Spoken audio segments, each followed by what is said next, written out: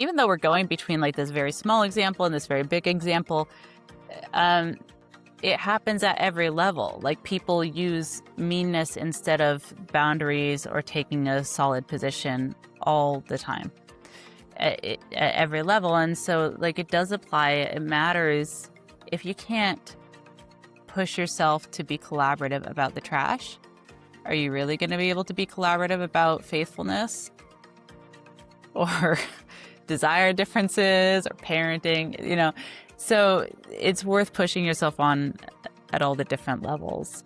Absolutely.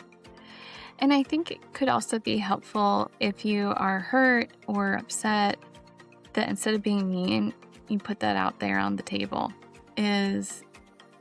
I'm not getting them back, but I'm letting them know my feelings were hurt. Something didn't feel good to me. And I do think that oftentimes partners have a better time receiving that. It still can be hard, but they're not just being mean to me. Actually, they're telling me I did something that was painful for them. And I can hear that a little bit more than I can hear when they're yelling at me.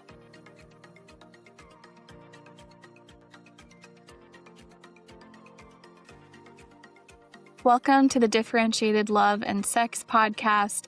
I'm Jackie Aston. I'm a licensed psychotherapist with over a decade of experience working with individuals and couples to strengthen their relationships and improve their mental health. I'm Catherine Roebuck. I'm a relationship coach, and I work with couples and individuals on growing closer to each other while being true to themselves. And today we're going to talk about being taken seriously and that you don't need to be mean to be taken seriously. Really? Because I feel like that's the way we we like to go about it. I always say bitchy Jackie's my favorite. It's so funny that this comes up a lot is like, we think we have to make a point by being mean. That's the only way someone will really take in what we have to say. But that's actually what we're saying is not what we need to do and is not helpful for close, intimate relationships. And it's important that you get taken seriously if you mean what you say. Yeah. And it starts with taking yourself seriously. And that's about like trusting that you will hold your own shape and you'll hold your position.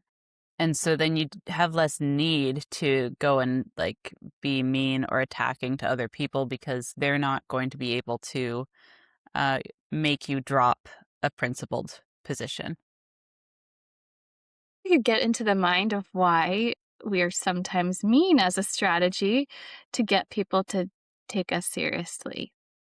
Let me think about we could share a client example or hold on, let me just pause. Let's get into the minds about why people might think that you need to be mean to be taken seriously. Have you seen this in your practice, Catherine? For sure. And I think it's a combination of things. What stands out to you? Well, I think that being mean feels like we take this powerful position of like, I'm right, you're going to listen to me, and I'm going to make you feel badly about how terrible you are and whatever you've done. Then you'll really hear me and see what a piece of trash you are, and you'll change your behavior. And so I think, I see in my practice that sometimes someone will be pretty condescending to their partner as like, look at what a screw up you are. And like, this is your fault. This is your issue. And their partner doesn't receive that well. In fact, it's just as easy for them to turn back to their partner who's being mean to them and bite back. And so then you get this conflict of people just being mean to each other and who can hit below the belt harder, faster, quicker, and it's not productive. But the idea is, one is I'm going to punish you and get you back for hurting me. And two is if you hurt and feel badly, then you will change. Yeah. And so there's this assumption that if you knew how bad it feels to be on the receiving end of this kind of treatment, then you would stop. But the person who's trying to make that point, they're not even following their own logic on it because they've experienced how bad this feels and they're still willing to hand it back. So it actually really interferes with being taken seriously because you're giving your partner or another person a very easy way to dismiss the point that you're making because of how you're making it. And so they can just attack your delivery instead of actually having to grapple with what you're bringing up. It's like a common thing. I think a lot of couples I've talked to about who's taking out the trash and when does the trash get taken out, who does it, and or the laundry or the dishes. So I thought maybe we could use this as an example. Let's say this is a stereotypical example, but I've seen it, I've heard it plenty. The husband's in charge of taking out the trash.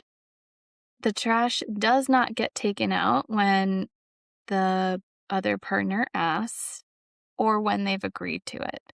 So maybe the wife, and if this is a heterosexual couple, the wife barks at the husband, "You never take out the trash on time. You're so lazy. I can't believe you. I can never rely on you. You're not there to do what you say you would, and I do everything in this house."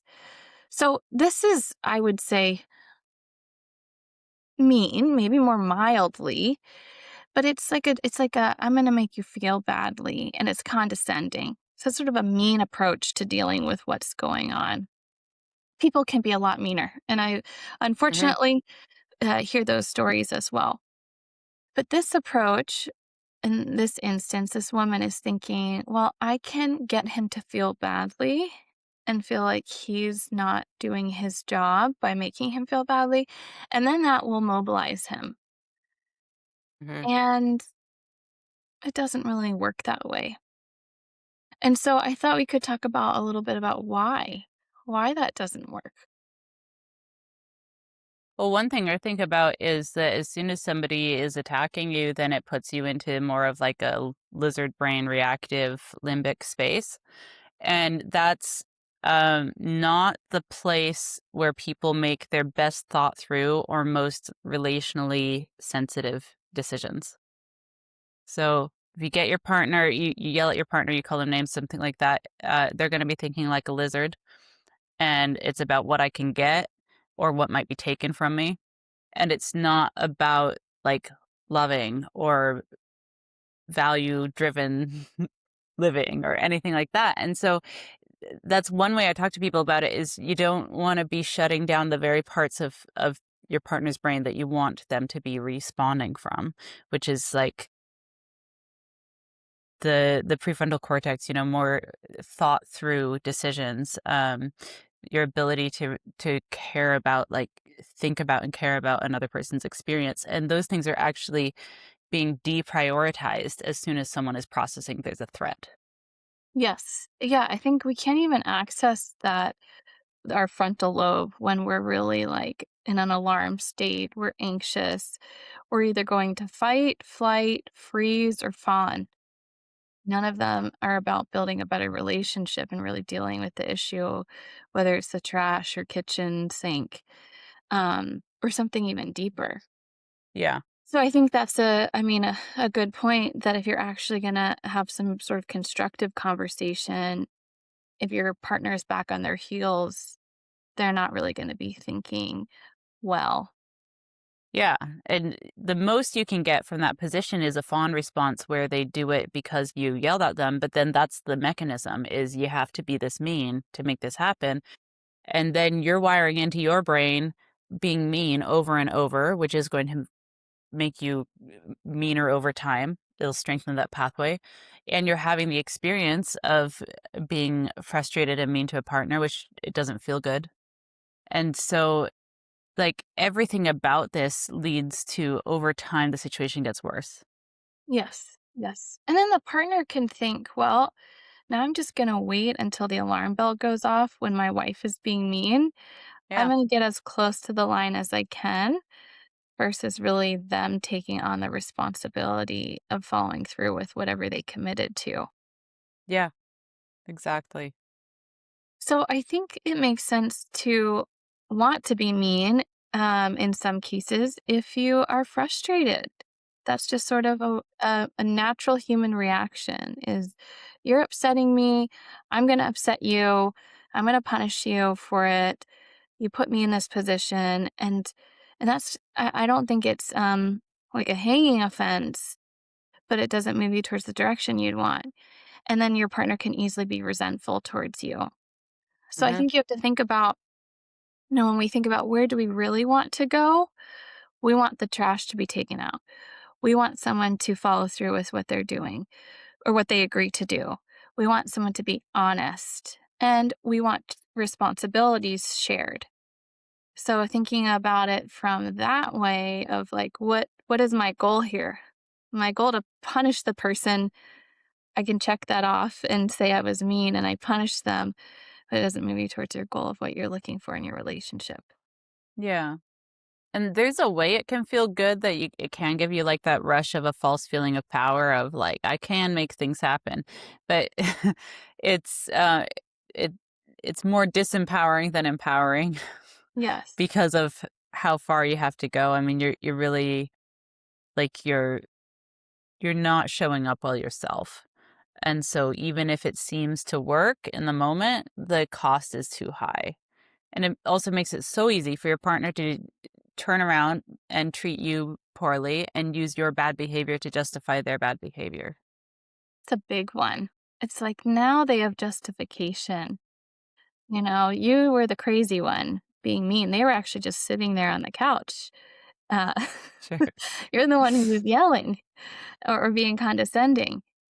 I think that parents do this a lot with kids. Is this is how I'm going to mobilize my kids. I'm going to make them feel worried, stressed, anxious, and then they are conditioned to change their behavior based off of not getting a certain negative reaction from you versus it being something that they really own, change, and take on themselves, which they need to do because they're not going to live with the parents forever. Yeah.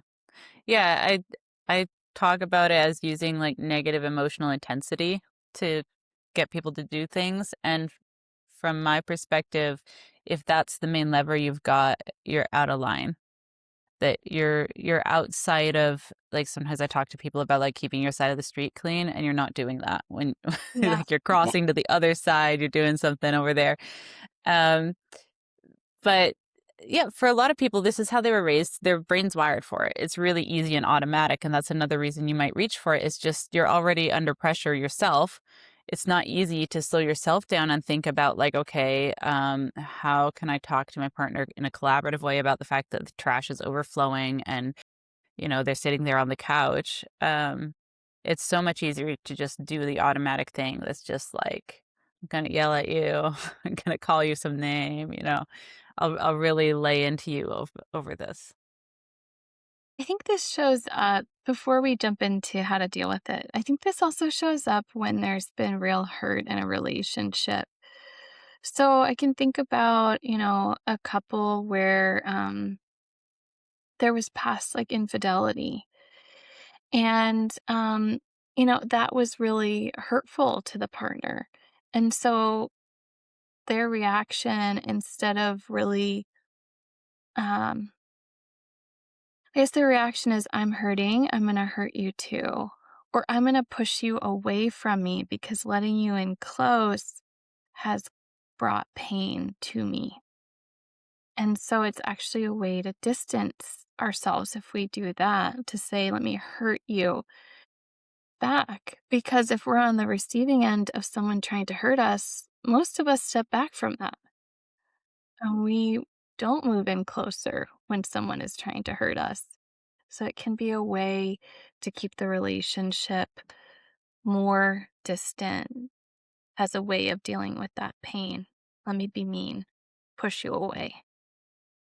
Yeah, I see that a lot where there's a type of connection that stabilizes the relationship. It keeps you engaged with each other in some way.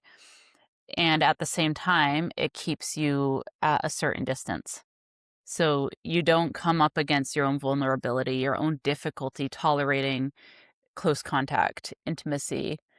Um, in the example you're giving, it's like it's very difficult to move on and integrate the experience of betrayal or infidelity. A lot of couples succeed at this actually, but it is difficult. And so it sounds like there's someone in this marriage that is still struggling with, can I really handle trusting you again, being close with you again, knowing that you've crossed that line? And instead of answering the question, like really taking it on and getting to a clear answer for themselves, and it might go either way, they're they've got one foot in, they're staying in the marriage, and then they've got one foot out of like, I'm gonna keep using this as a weapon. I'm gonna keep, really pounding you over the head with this over and over. And it can feel like you're giving up power if you're gonna Yeah. put that down. Yeah, it could feel like it's a way to control the other person if they get in touch with that negative feeling of I hurt you and I feel hurt now by it. Maybe I won't do what I did again. Mhm, But I think looking at how do I deal with, so in this case, in this couple, if you're the person who's been hurt by betrayal, instead of being mean back, how do I take care of myself, soothe myself about what has happened, and make changes in my relationship so that this isn't the kind of relationship I'm in where there is dishonesty and hiding. And and I think that's harder to do versus just keeping the person far away. But I think mhm, if you let someone in and move closer to you, you have that risk again that you could be hurt. You don't get the control that they're never going to be unfaithful again. And so I think that idea is highly stressful for someone who's been hurt, and they might rather keep their partner at arm's length, and they can certainly do that by backing them off and being mean to them. yeah, yeah. And one thing that was thinking about, uh, just the different styles that people do this in, is that, um, in the much smaller example of the trash, taking the trash out, the partner that's just sitting on the couch, they're also being mean. Mm, Like, you can do this in a way that it's just like, I refuse to engage, and that's also quite mean. That's like, I'm going to ignore you. I'm going to be in the same room as you, but not talk to you or look at you, or I'm going to pretend that I don't see the trash overflowing, even though we talked about this yesterday and I committed that I would do it. So there's a lot of ways, like that's also somebody making a point about, don't control me, um, don't tell me what to do. I'm gonna do everything on my timeline, not yours, whatever the point may be. But they're doing it in like a mean way instead of, there might need to be a different conversation. Like you can be, maybe you get too much input from your partner. Maybe you do need some more breathing room. Um, and you can push yourself on like what's a decent way to get that as well, and not just shut down and ignore and pretend it's not happening. mhm. What I've seen with couples in this situation where the meanness is more subtle of the client just sitting on the couch while his wife is yelling at him about the trash is he can easily say, I'm just sitting here, and take Exactly. that Yeah. picture out. I'm not being mean. But actually, because it's so subtle, what the wife is tracking is he's not actually gonna do a damn thing. He's not, Mhm. and Mhm. he looks calm, but he doesn't really wanna collaborate over this with me or Mhm. follow through. So it's more about the dishonesty in that too, of creating a picture of I'm just sort of sitting here and you're the one who's being mean. Yes, and I think it's important to track that part because people can come in. I'll have couples come in where one person is much more overt with what they do, and it's really easy to tell. Like, yeah, like she really does yell at you. That's clear just from seeing you in front of me. Um, and then it can be harder to track. Like, he's actually not just sitting there and absorbing this, he's doing something with it. He's got his way of getting her back. And it can be in a completely different style that's quieter, that's harder to track. And it can lead to like the more overt partner looking or feeling crazy, and that uh, they can feel that something's happening, but they can't quite track like what's going on that keeps revving me up like this. And so it's each person's responsibility to settle down, but in couples where one person is being quite mean, typically both are. Mm-hmm. I think that can be helpful for couples to say, I can do this too. This is not just my partner who's out of line. I'm doing this in my own way, my own flavor of it. Yeah. So maybe we can talk about how, in these examples, the couple can deal with it differently. Because the meanness is just nasty and Hmm. doesn't where. So you were talking about the husband sitting on the couch and his meanness in that, where he's ignoring his wife, and is it no behavior has changed in terms of Hmm. how the trash gets dealt with. So you were talking about how there is a possibility here that the husband is agreeing to something that he actually doesn't really intend to do, or he maybe feels that his wife is controlling about something related to the trash. And he might need to speak up and really think about what makes sense here. How do I do my fair share of the responsibilities? And um, it's on my terms, but I'm also considering my wife or my partner. So it might be going to the drawing board again of, when does this make sense to me? If I'm taking out the trash, when am I going to do it? And him taking charge of that. Maybe he needs to ask her to give him some space. But to be clear, if he's asking for space, he's not letting himself off the hook. Hmm. What would you add to? Yeah. I think about just taking like a open position. And so what he's doing is he's still taking a position, but he's not talking about it. And so if you're going to be more open, it's like figure out um, what's my real plan here? Um, and it could be a situation where his plan is he's going to balance trash until he can't anymore. And then he's just going to risk the bag will break when he takes it out. And that's how he wants to do it. And he feels very strongly about not using extra garbage bags or something like, you know, maybe that's it. Maybe his plan is, I just want, like, I'll tell you anything to get me off your back. I've actually had a client say this in session to their partner of just like, yeah, when you pester me, I will just tell you what you want to hear. Anything to get you to stop, like anything to end the conversation. And I don't mean the things I say. And then we just have to deal with it at that level of like, okay, you're not going to solve your problems by getting this person to make a verbal agreement with you when they're telling you, I'll just lie. That's what I'm going to do. Okay. Mhm. So, yeah, I think about taking an honest position and also just thinking about um, when my kids say they don't want to do something, since we're talking about household tasks, then I'll often ask, like, what's your suggestion on how this should be handled? Like, who do you think wants to do this? Or, you know, here's the people that live in our home who should be doing it and why. Can you back that up in some way? And so if you're not going to take the trash out, what's your plan for how this is going to happen? But to actually take a position on what you think should happen and be open about it. Yeah. And I think in that example, you're trying to get your kids involved. So they're part of the decision making where they're not just being told what to do. And I think that's what couples also require they need to do the same thing. It's both people engaging over when it will happen, when it needs to happen, versus one partner saying, the trash needs to be taken out today, or you need to take the trash out every Friday.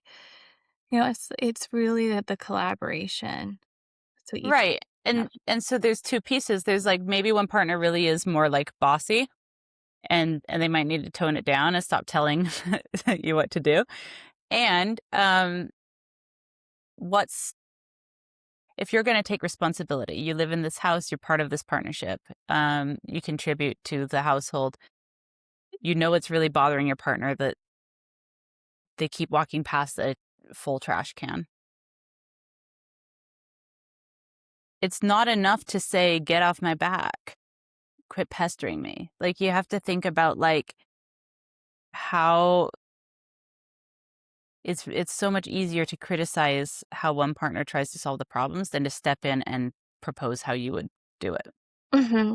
So someone who's more bossy is often paired with someone who is not taking very much responsibility or being very proactive, and they could shift on both sides. Yeah, so each partner has to look at themselves and say, how am I playing into this? And am I Hmm. bossing? Am I waiting to be bossed? That kind of thing.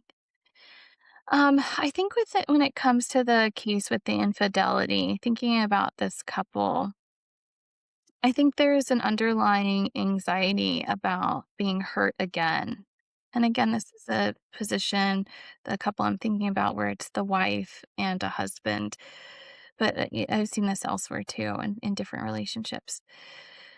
But the question really is me hurting my partner back going to give me what I want?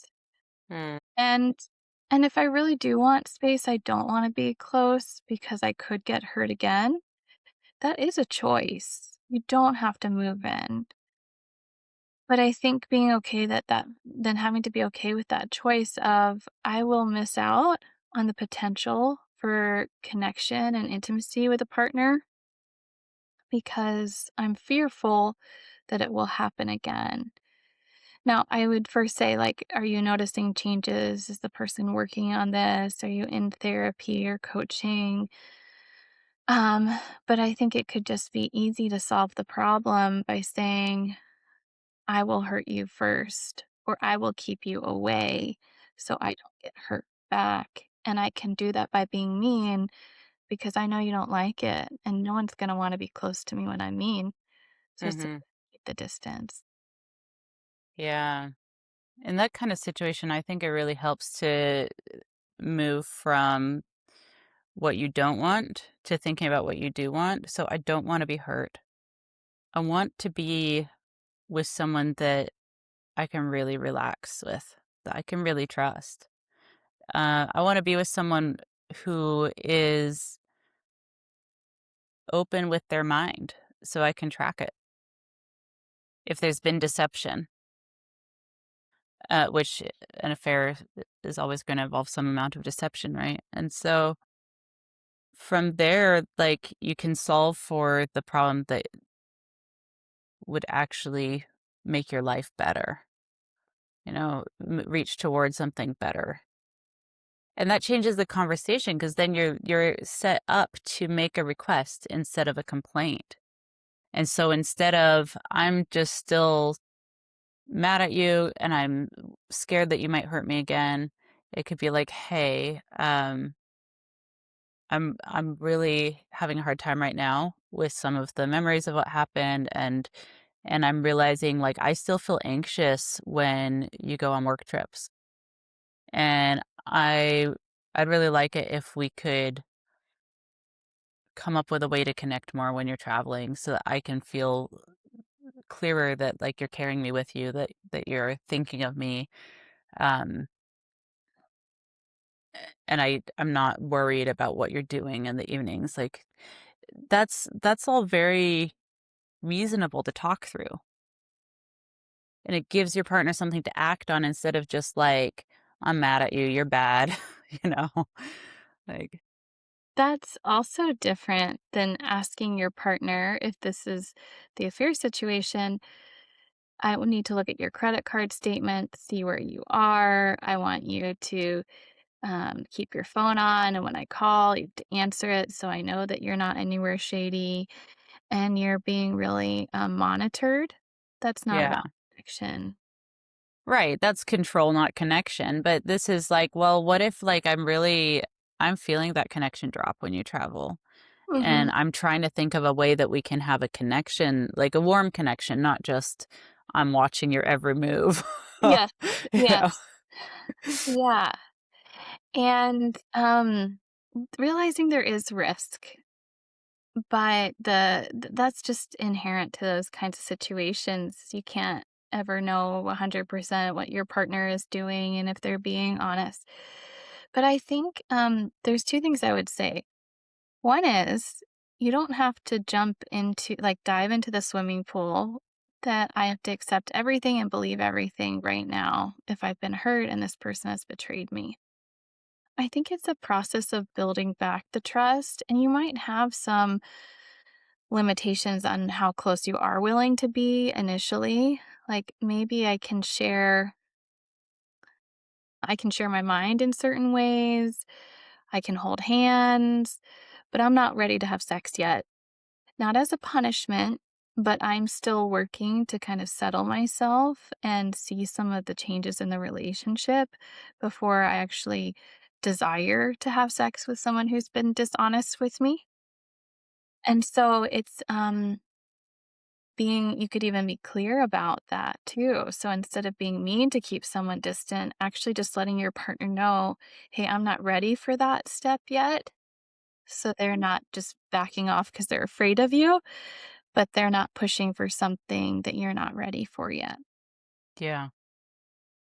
I do think a lot of the time when people are really struggling with being harsh or mean, that there is a real problem that's not being addressed and they're tracking it and they're just kind of like lashing out instead of really figuring out uh for example, maybe I'm still so scared and mad about the affair because I'm tracking that there's something that hasn't changed. And maybe instead of like punishing my partner, I would need to get clear about like, wait, what is it that I'm really picking up on here? And that might mean having a more serious conversation about like, if you're telling me that this isn't going to happen again, and I really want to understand what's changed in your own thinking and your own behavior that would keep this from happening again. Like, what's different now? If, for example, you have cheated on a business trip before, what are you going to be doing differently going forward? And somebody who's really changed can let you track their mind. They can track it themselves. It's part of the change. And if it's about they've been deceptive before and now they're going to be open, they'll be able to be open with you about that shift. Mhm, mhm, and it wouldn't be the person saying, "Well, I love you so much, that's why I'm changing, and I didn't realize what it would feel like to lose you." No, That's not what we're that's not talking deep enough.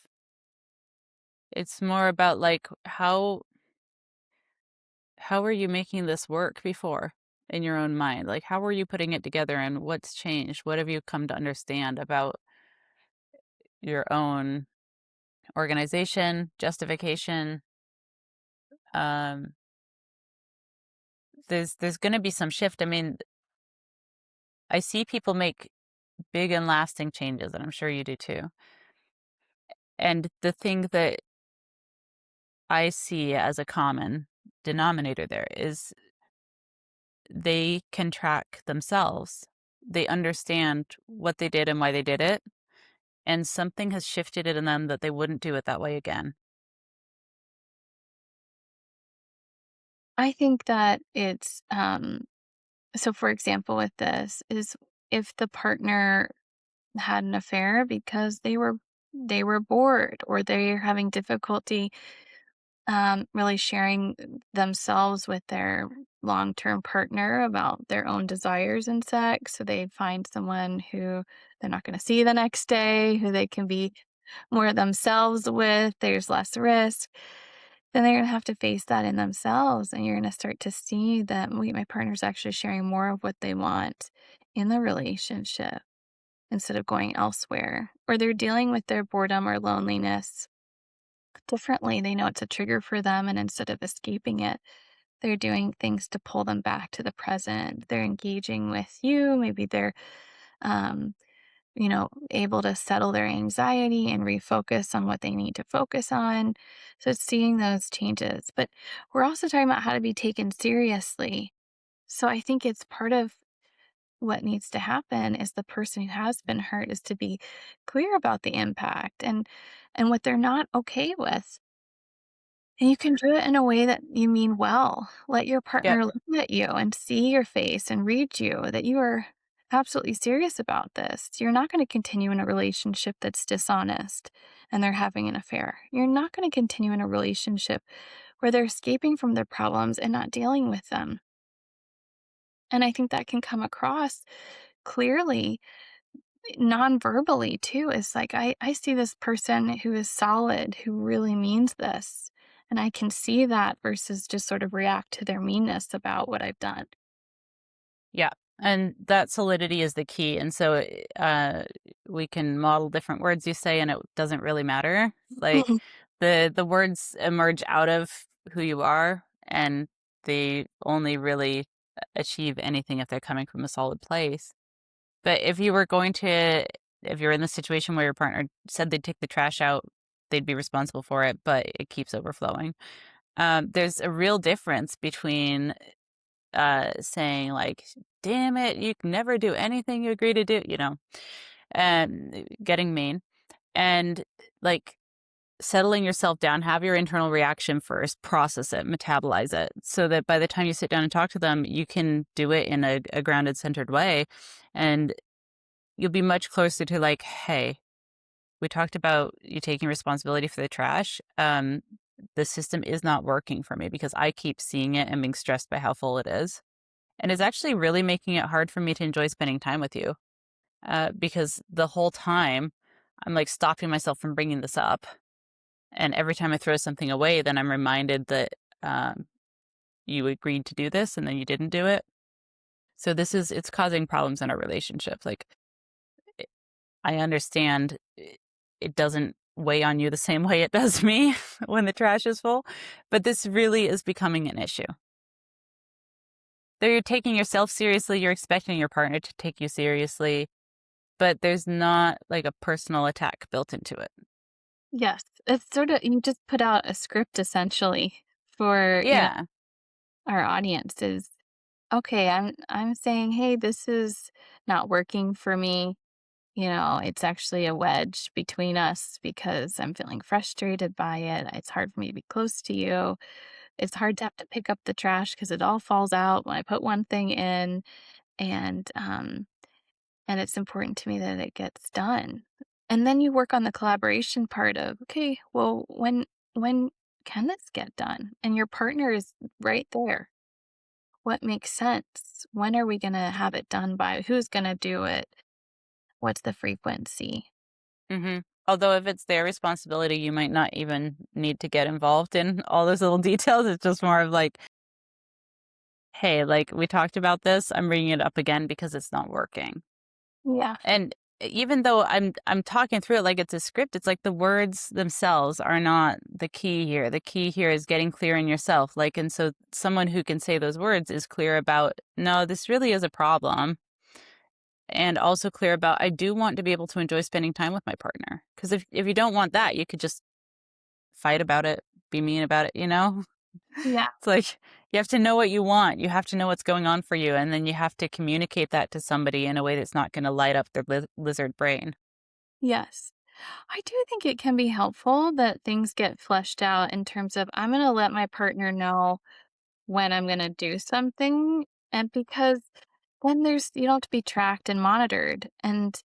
And then the other partner isn't like, well, when is this going to happen? Like, is this going to be a week, a month, a day? It's just clear. And it's not, doesn't have to be on the other partner's terms. It's just sort of, let's agree that this is when it happens. And so it's done. Like, if you say I'm going to do it on Thursday and I'm going to take the trash out once a week because the next day is garbage day, okay. But there also might be a little bit more problem solving where actually we have a lot of trash because we have kids, we have dogs, we have all this stuff. So actually, that won't work for me. I think it needs to hmm be taken out twice because by Thursday it's really full. So then the other partner can say, okay, well, I could do that. Maybe the other day for me would be Sunday. I'll take it out. Hmm. And then it's clear there's a system in place and both people know they don't have to monitor it. Yeah, I think monitoring is almost always like a substitute for solving the problem. That like even though people do this and it's annoying to the person who feels like they're under a microscope or being tracked at all times, it's also annoying to the person who's doing that. It's like there's some kind of open communication or uh, a connection that one partner is wanting here that the other is not offering. And it doesn't solve it to try to like track them or nag them or and so you just have to like deal with the problem at the level that it's actually happening. And it's not, I'm mad that the trash is overflowing right now this minute, as much as it's like I really want to be able to count on you when you say that you are going to do stuff like and you're going to take responsibility for it. Like that would mean so much. Yes. Because now it's more about honesty and it not so much about the trash. Yeah. Um, I know we're jumping back and forth between the trash and infidelity, which seem like such extremes. But we were talking before the call even how, when we are regressed ourselves or feeling anxious about something, how do we calm ourselves? Hmm. And one thing that I do, and I think is really helpful for me, is personal breathing, but hugging my partner and settling myself when I'm with him and being present. And so I think that hugging experience too can be you're just focusing on your breath. Then you can come to awareness of where you are and who you're with, and your brain is more online. It's working better. Yeah, sometimes I recommend that couples focus more on nonverbal connection with each other when they're in like this type of a cycle where they're just snapping at each other for things.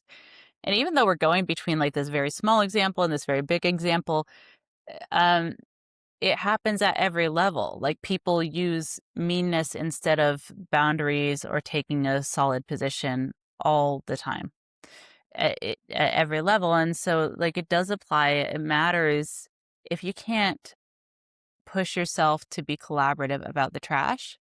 Are you really going to be able to be collaborative about faithfulness Mhm, mhm, mhm. or desire differences or parenting? So it's worth pushing yourself on at all the different levels. Absolutely. And I think it could also be helpful if you are hurt or upset that instead of being mean, you put that out there on the table. Is I'm not getting them back, but I'm letting them know my feelings were hurt. Something didn't feel good to me. And I do think that oftentimes partners have a better time receiving that. It still can be hard, but they're not just being mean to me. Actually, they're telling me I did something that was painful for them. And I can hear that a little bit more than I can hear when they're yelling at me.